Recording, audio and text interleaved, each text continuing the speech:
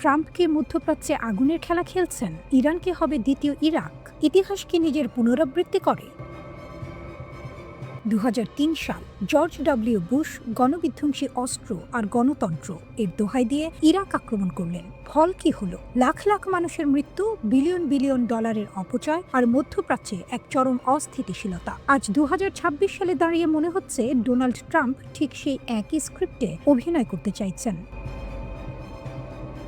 প্রশ্নটা সোজা, ট্রাম্পের ইরান নীতি কি তাকে হিরো বানাবে, নাকি বুশের মতো এক মহাবিপর্যয়ের দিকে ঠেলে দেবে? বর্তমানে মধ্যপ্রাচ্যে মার্কিন নৌ ও বিমান বাহিনীর যে উপস্থিতি, তা 2003 সালের ইরাক আক্রমণের পর সবচেয়ে বড় সমাবেশ। ট্রাম্প চাইছেন ইরানকে আলোচনার টেবিলে নতি স্বীকার করতে বাধ্য করতে। যদি তিনি ইরানে হামলা করেন, তবে তিনি নিজের সমর্থকদের দেয়া প্রতিশ্রুতি ভঙ্গ করবেন। আর যদি হামলা না করে এই বিশাল বাহিনী ফিরিয়ে আনেন, তবে বিশ্বজুড়ে তার ইমেজে বড় ধাক্কা লাগবে। সোজা কথায়, ট্রাম্প এখন ছেড়ে দেমা কেঁদে বাঁচি অবস্থায় আছেন। বুশ বনাম ট্রাম্প, মিল কোথায়? বুশ যেমন ইরাক আক্রমণের আগে ক্ষেপণাস্ত্র ভয় দেখিয়েছিলেন, ট্রাম্পও ঠিক তাই করছেন। তিনি বলছেন ইরানের ক্ষেপণাস্ত্র নাকি এখন ইউরোপ ছাড়িয়ে খোদ আমেরিকার মূল ভূখণ্ডে আঘাত হানতে পারে। মজার ব্যাপার হলো, গত বছরে ট্রাম্প দাবি করেছিলেন তিনি ইরানের পারমাণবিক কর্মসূচি সম্পূর্ণ ধ্বংস করে দিয়েছেন। তাহলে এখন আবার ভয় দেখাচ্ছেন কেন? এই যে তথ্যের গোলকধাঁধা, এটা হুবহু 2003 সালের সেই ভুল গোয়েন্দা তথ্যের কথা মনে করিয়ে দেয়। ইরান কি ইরাকের মতো সহজ লক্ষ্য? একেবারেই না। বিশ্লেষকরা বলছেন ইরান রাষ্ট্র হিসেবে সাদ্দামের ইরাকের চেয়ে অনেক বেশি শক্তিশালী এবং সংগঠিত।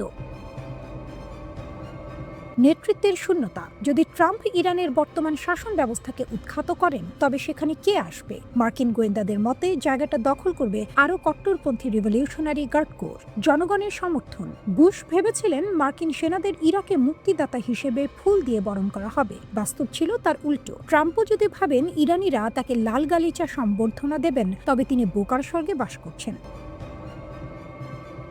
আসল উদ্দেশ্য কি? আসলে ট্রাম্প চান ইতিহাসের পাতায় নিজের নামটা স্বর্ণাক্ষরে লিখে রাখতে। জিমি কার্টার থেকে শুরু করে জো বাইডেন, কেউ যা পারেননি, ট্রাম্প সেটা করে দেখাতে চান। ইরানের আয়াতুল্লাদের ক্ষমতাচ্যুত করা। তিনি ভাবছেন ইসরায়েলের সাথে যুদ্ধে ইরানের আঞ্চলিক নেটওয়ার্ক এখন দুর্বল, তাই এটাই মোক্ষম সময়। কিন্তু ইতিহাস সাক্ষী, মধ্যপ্রাচ্যের ধুলোবালিতে ওয়াশিংটনের অনেক বড় বড় হিসাবই অতীতে মিলেমিশে একাকার হয়ে গেছে। ইরান কি নতি স্বীকার করবে? সম্ভবত না। লিবিয়ার গাদ্দাফির পরিণতি দেখে ইরান বুঝে গেছে যে অস্ত্র ছেড়ে দিলে জীবন বাঁচে না। অন্যদিকে ট্রাম্পের জন্য এটা ইগো আর রাজনীতির লড়াই। যদি সত্যি যুদ্ধ বাঁধে, তবে সেটা শুধু মধ্যপ্রাচ্য নয়, পুরো বিশ্বের অর্থনীতি আর নিরাপত্তাকে খাদের কিনারে নিয়ে যাবে। ট্রাম্প কি পারবেন এই আগুনের খেলা থেকে নিজেকে বাঁচাতে, নাকি তিনিও বুশের মতো এক অন্তহীন যুদ্ধের স্রষ্টা হিসেবে ইতিহাসে চিহ্নিত হবেন?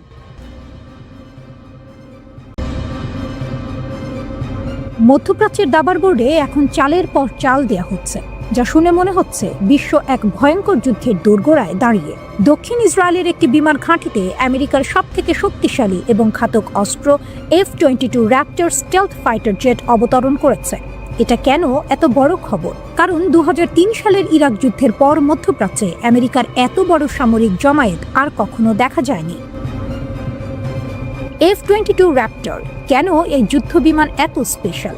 এটি একটি স্টেলথ ফাইটার, যার মানে হলো এটি রাডারে ধরা না দিয়ে শত্রু দেশের আকাশসীমায় ঢুকে নিখুঁত হামলা চালাতে পারে।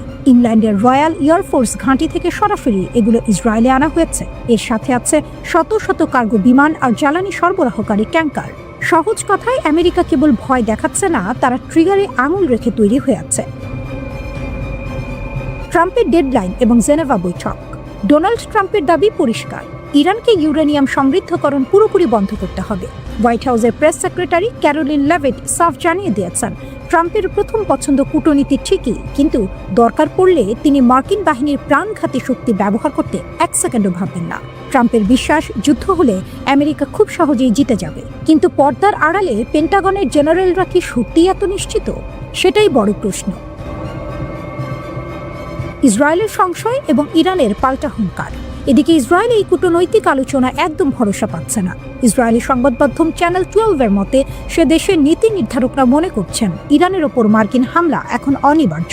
তাদের ভয়, ইরান আলোচনার নামে কেবল সময় নষ্ট করছে, যাতে তারা নিঃশব্দে পারমাণবিক বোমা বানিয়ে ফেলতে পারে। অন্যদিকে ইরানও কিন্তু হাত গুটিয়ে বসেনি। ইরানের রিভলিউশনারি গার্ড কোর IRGC দক্ষিণ উপকূলে বিশাল সামরিক মহড়া শুরু করেছে। তারা ড্রোন, মিসাইল আর মর্টার দিয়ে পরিষ্কার বার্তা দিচ্ছে, আঘাত করলে পাল্টা আঘাত আসবে। ইরানের উপপররাষ্ট্রমন্ত্রী মাজিদ তাক রাভানচি হুঁশিয়ারি দিয়েছেন যে এটি আমেরিকার জন্য একটি বিপজ্জনক জুয়া হতে পারে। আসল ঝুঁকিটা কোথায়? এখানে একটা খুব জটিল সমীকরণ আছে। আমেরিকার লক্ষ্য ইরানকে ভয় দেখিয়ে বা হামলা করে তাদের পারমাণবিক স্বপ্ন চুরমার করা। ইরানের লক্ষ্য নিজেদের সার্বভৌমত্ব রক্ষা করা এবং পারমাণবিক প্রযুক্তি ধরে রাখা। ইসরায়েলের লক্ষ্য ইরানকে চিরতরে পঙ্গু করে দেয়া, যাতে তারা আর কোনোদিন হুমকি হতে না পারে। সামরিক শক্তিতে সমকক্ষ না হয়েও আঞ্চলিক কূটনীতিকে কাজে লাগিয়ে তেহরান তার অবস্থান শক্ত করেছে।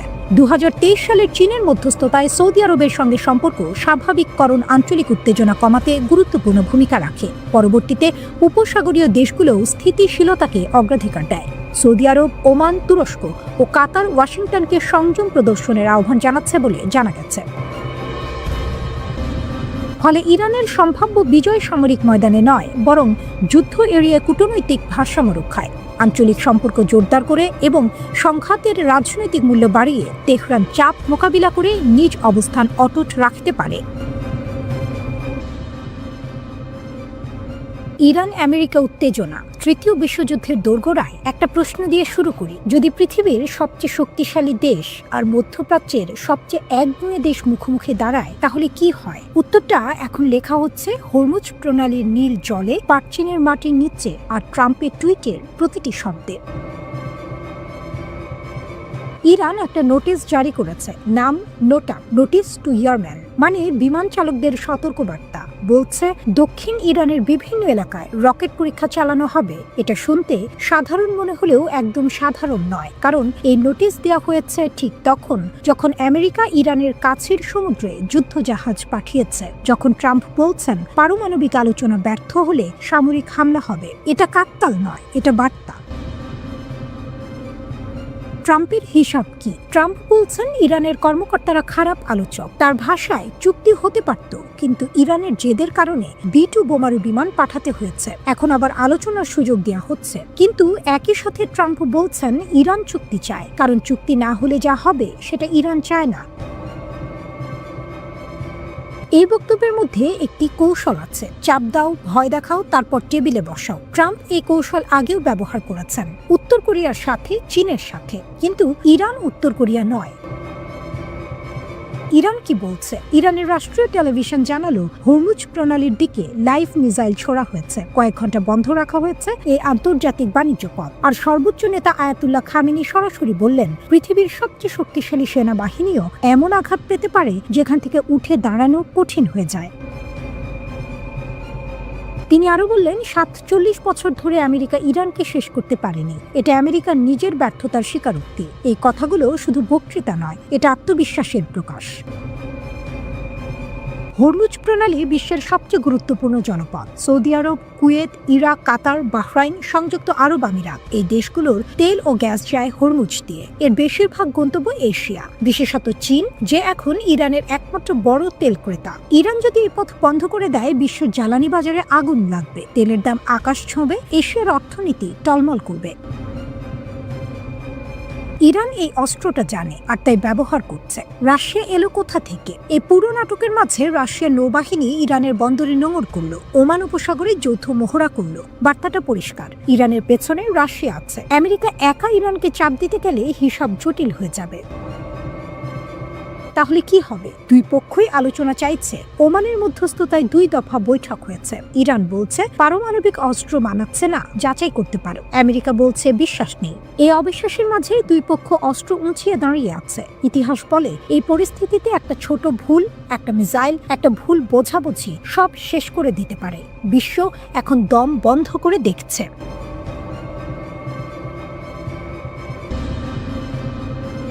তেহরানের বাইরে 5000 কবর, এটা কি যুদ্ধের ঘোষণা? তেহরানের বাইরে খোঁড়া হয়েছে 5000 কবর আমেরিকার সৈন্যদের জন্য। ইরানের বেহেস্ত জাহরা কবরস্থানের প্রধান জানিয়েছেন মুসলিম কবরস্থানে মার্কিন সৈন্যদের দাফন করা যাবে না, তাই আলাদা ব্যবস্থা। এই একটা খবরই বলে দেয় মধ্যপ্রাচ্যের পরিস্থিতি এখন কোথায় গিয়ে দাঁড়িয়েছে। ভিডিওটা দেখলে গায়ে কাঁটা দেবে। ইরানি মিডিয়া একটি ভিডিও প্রকাশ করেছে। শুরুতে দেখা যাচ্ছে জর্ডানের মাফরাক সালতি বিমান ঘাঁটি, শান্ত, নিস্তব্ধ, উপর থেকে তোলা ছবি। তারপর হঠাৎ কেটে যায় দৃশ্য। ফাইটার জেট ছুটে আসে, ইঞ্জিনের গর্জন। বার্তাটা অনুবাদ করতে হয় না, আমরা জানি তোমার ঘাঁটি কোথায়, আমরা পৌঁছাতে পারবো। বিশেষজ্ঞরা বলছেন এটা প্রচার যুদ্ধের হিসেবে পদক্ষেপ, হয়তো তাই, কিন্তু এই প্রচার যুদ্ধের পেছনে যে আত্মবিশ্বাস সেটা উড়িয়ে দেওয়ার সুযোগ নেই। জেনেভায় আলোচনা, সমুদ্রে যুদ্ধ জাহাজ। একটা দৃশ্য কল্পনা করুন, দুজন মানুষ টেবিলে বসে শান্তির কথা বলছে, কিন্তু টেবিলের নিচে দুজনেরই হাতে বন্দুক। এটাই এখন ইরান আমেরিকার অবস্থা। ওমানের মধ্যস্থতায় জেনেভায় দ্বিতীয় দফা আলোচনা হচ্ছে। ইরানের পররাষ্ট্রমন্ত্রী আরাকচি বলছেন তারা ফলাফলমুখী কূটনীতি চান। IAEA প্রধানের সাথে দেখা করেছেন। ইরান দাবি করছে পারমাণবিক অস্ত্র চায় না, শুধু বেসামরিক কাজে পারমাণবিক শক্তির অধিকার চাই। কিন্তু একই সাথে ইরান হরমুজ প্রণালী ও পারস্য উপসাগরে দ্বিতীয়বারের মতো নৌ মহড়া চালিয়েছে। রাশিয়ার সাথে যৌথ মহড়া চলছে। আলোচনা আর মহড়া পাশাপাশি। ট্রাম্প কি চান সত্যি? ট্রাম্প বললেন ইরানে শাসন পরিবর্তন হলেই ভালো। 47 বছর ধরে সমস্যা চলছে, এবার চিরতরে শেষ করতে চান। একই সাথে বললেন ইরান চুক্তি চায়, চুক্তি না করলে পরিণতি ভালো হবে না। আমেরিকা ইতিমধ্যে পাঠিয়েছে পৃথিবীর সবচেয়ে বড় রণতরী USS জেরাল্ড আর ফোর্ড। আরেকটি ক্যারিয়ার আসছে। উপসাগর অঞ্চলের দেশগুলো সতর্ক করে দিয়েছে যে কোনো হামলা গাজার পর আরেকটি আঞ্চলিক যুদ্ধে রূপ নিতে পারে। ইরানের জেনারেলের সরাসরি হুমকি। ইরানের সশস্ত্র বাহিনীর প্রধান জেনারেল মুসাভি ট্রাম্পকে সরাসরি বললেন, দুইবার ভাবো, যদি সত্যিই যুদ্ধ চাও তাহলে আলোচনার কথা তুলছো কেন? আর যদি যুদ্ধ করো এমন শিক্ষা দেওয়া হবে যা ভুলবে না।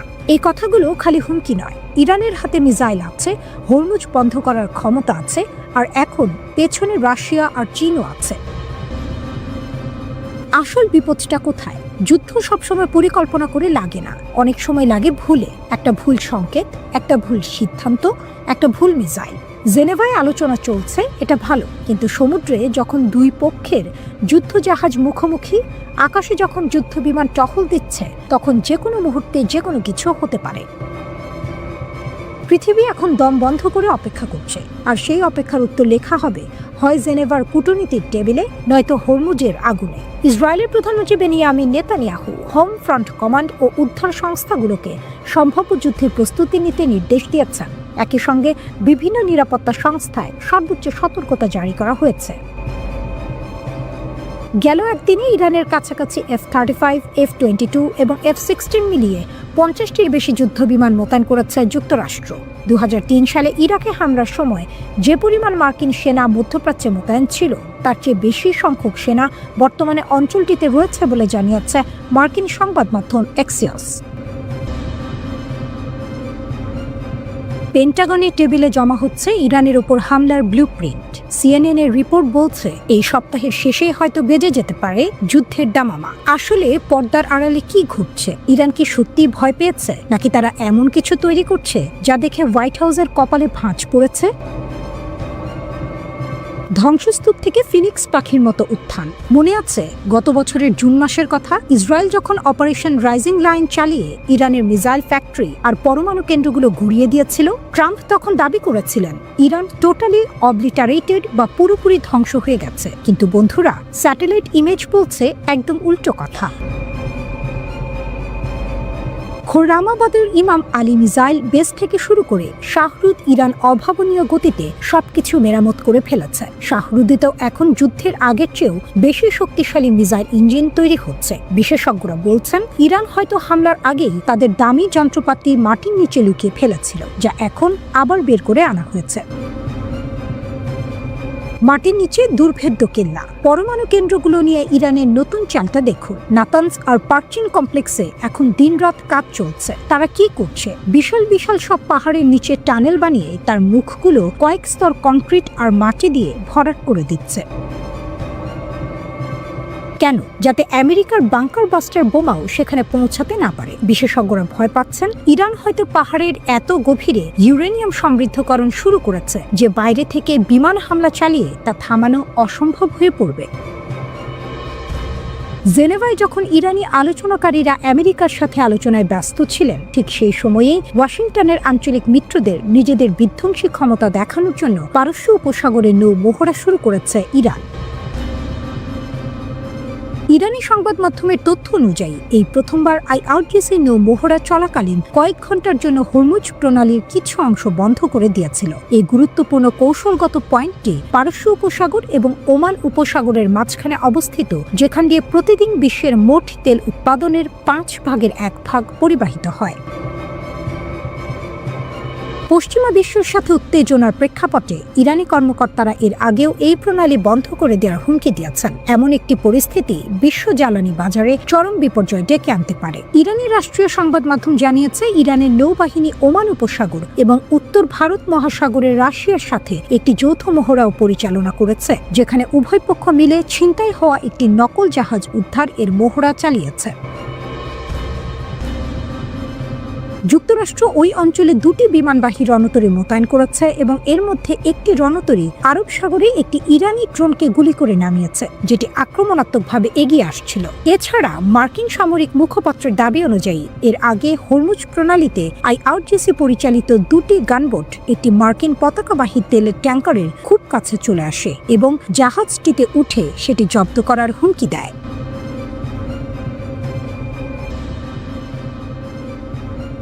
ইরান তৈরি হচ্ছে এমন এক যুদ্ধের জন্য যা আগে কেউ দেখেনি। ওয়াল স্ট্রিট জার্নাল থেকে শুরু করে CNN সবার রিপোর্টে এখন একটাই প্রশ্ন, ইরান কি তবে ডু অর ডাই মোডে চলে গেছে? আলোচনার টেবিলে হাসি, ময়দানে মিসাইল। আপনি ভাবছেন হয়তো পরমাণু চুক্তি নিয়ে আলোচনা চলছে মানে যুদ্ধ থেমে গেছে। একদম না। গত 11 ফেব্রুয়ারি ইসলামিক বিপ্লবের জার্লিতে ইরান তাদের 2000-এর বেশি ব্যালিস্টিক মিসাইলের ভান্ডার প্রদর্শন করেছে। কেন জানেন? ট্রাম্পকে এটা মনে করিয়ে দিতে যে ইরানের মিসাইল শুধু ইসরায়েল নয়, পুরো মধ্যপ্রাচ্যে ছড়িয়ে থাকা মার্কিন ঘাঁটিগুলোতে অনায়াসে পৌঁছাতে পারে।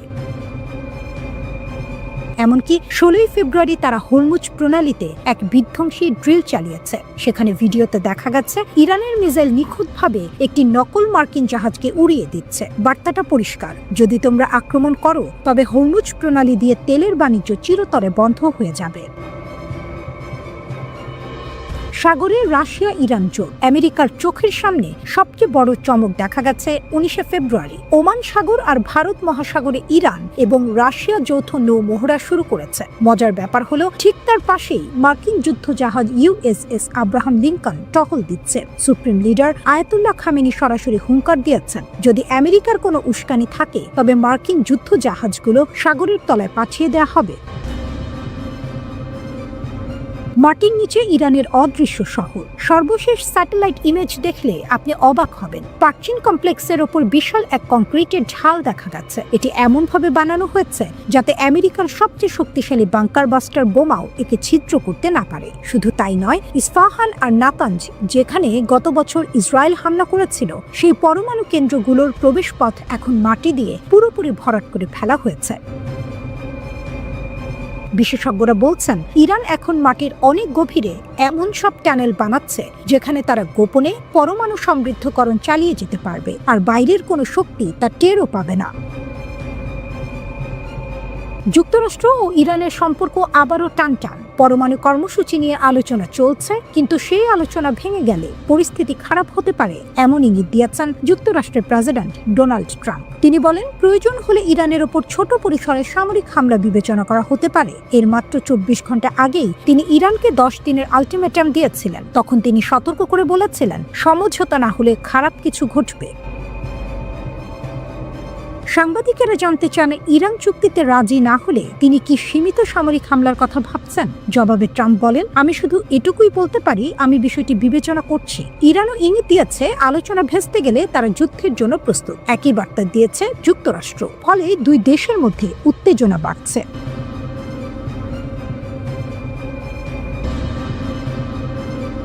ট্রাম্প বনাম ইরান এই স্নায়ুযুদ্ধ এখন এমন এক পর্যায়ে পৌঁছাচ্ছে যে পোল্যান্ডের মতো ন্যাটো দেশগুলো তাদের নাগরিকদের ইরান ছাড়ার জন্য জরুরি সতর্কতা জারি করেছে। তারা বলছে, হাতে মাত্র কয়েক ঘন্টা সময় আছে, এরপর হয়তো পালানোর পথ বন্ধ হয়ে যাবে। আসলে সাগরের মাঝখানে কি এমন হচ্ছে যার জন্য রাশিয়ার পররাষ্ট্রমন্ত্রী সের্গেই লাভরভ বলছেন, আমেরিকা আগুনের সাথে খেলছে? রাশিয়ার মহড়া আর ইরানের গোপন চাল। হরমুজ প্রণালীতে ইরান ও রাশিয়ার যৌথ নৌমহড়া শেষ হয়েছে। ওপর থেকে দেখলে মনে হবে এটা সাধারণ প্র্যাকটিস, কিন্তু ফক্স নিউজের রিপোর্ট অনুযায়ী এই মহড়ার আড়ালে ইরান তাদের বিধ্বংসী ড্রোনগুলোকে একদম অ্যাটাক পজিশনে সরিয়ে নিয়েছে।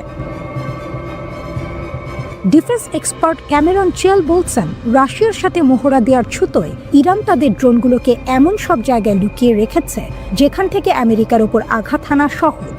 মানে রাশিয়ার উপস্থিতি এখানে ইরানের জন্য একটা সেফগার্ড বা বর্ম হিসেবে কাজ করেছে। ট্রাম্পের ওয়ান ওয়ে ডিল। জেনেভাতে আলোচনা শেষ করে এয়ারফোর্স ওয়ান বিমানে ওঠার সময় ট্রাম্প সাংবাদিকদের যা বলেছেন তা রীতিমতো হুঁশিয়ারি। তিনি বলেছেন, হয় আমরা একটি চুক্তি করব, নয়তো অন্য কোনোভাবে সমাধান করব। এই অন্য কোনোভাবে কথাটার মানে কি? ট্রাম্প স্পষ্ট করে দিয়েছেন, যদি আলোচনার টেবিলে ইরান মাথা না নোয়ায় তবে সামরিক হামলা চালিয়ে তাদের পরমাণু কেন্দ্রগুলো মুছে ফেলা হবে। 18 ফেব্রুয়ারি মার্কিন সেন্টকম ছবি প্রকাশ করেছে, যেখানে দেখা যাচ্ছে আব্রাহাম লিঙ্কন জাহাজ থেকে F-18 সুপার হর্নেট যুদ্ধ বিমানগুলো আকাশে ওড়ার জন্য একদম তৈরি। আকাশে আমেরিকার চোখ। আমেরিকাও কিন্তু বসেনি। তারা ইরানের উপকূলের কাছে MQ-4C ট্রাইটন নামের বিশাল সব নজরদারি ড্রোন উড়িয়েছে। এই ড্রোনগুলো 50,000 ফুট ওপর থেকে ইরানের প্রতিটি পদক্ষেপ ভিডিও করছে। যদিও এগুলোর মারার ক্ষমতা নেই, কিন্তু এগুলো রিয়েল টাইম তথ্য দিচ্ছে মার্কিন কমান্ডারদের। পাশাপাশি আমেরিকা মোতায়েন করেছে MQ-9 রিপার, যা শুধু নজরদারি করে না, বরং আকাশ থেকে নিখুঁতভাবে মিসাইল ছুড়ে ধ্বংস করে দিতে পারে। বিশেষজ্ঞরা বলছেন, ইরানের হাতে এমন প্রযুক্তি নেই যা দিয়ে এই হাই অল্টিটিউড ড্রোনগুলোকে তারা সহজে নামাতে পারবে। ল্যাভরভের লাল রেখা। রাশিয়ার সরাসরি হুমকি। সবচেয়ে টেনশন বাড়ানো কথাটি বলেছেন রাশিয়ার পররাষ্ট্রমন্ত্রী সার্গে ল্যাভরভ। তিনি সরাসরি আমেরিকাকে হুঁশিয়ারি দিয়ে বলেছেন, ইরানের পরমাণু কেন্দ্রগুলোতে হামলা চালানো মানে নিউক্লিয়ার ইনসিডেন্ট বা পারমাণবিক বিস্ফোরণের ঝুঁকি নেওয়া। রাশিয়া সাফ জানিয়ে দিয়েছে তারা ইরানের পাশে আছে। মস্কোর বার্তা পরিষ্কার, যদি তোমরা ইরানকে আক্রমণ করো তবে তার ফল হবে সুদূর প্রসারী এবং ভয়ঙ্কর। মানে আমেরিকা যদি হামলা চালায় তবে রাশিয়া সরাসরি যুদ্ধে জড়িয়ে পড়ার সম্ভাবনা প্রবল। হরমুজ প্রণালী। যেখানে বিশ্বের 20% তেল পারাপার হয়, সেখানে এখন একদিকে মার্কিন ক্যারিয়ার আর অন্যদিকে ইরানের মিসাইল ব্যাটারি। ল্যাভরভ বলছেন এটা আগুনের সাথে খেলা, আর ট্রাম্প বলছেন তিনি চুক্তি করেই ছাড়বেন। রাশিয়ার এই হুমকি কি ট্রাম্পকে থামাতে পারবে?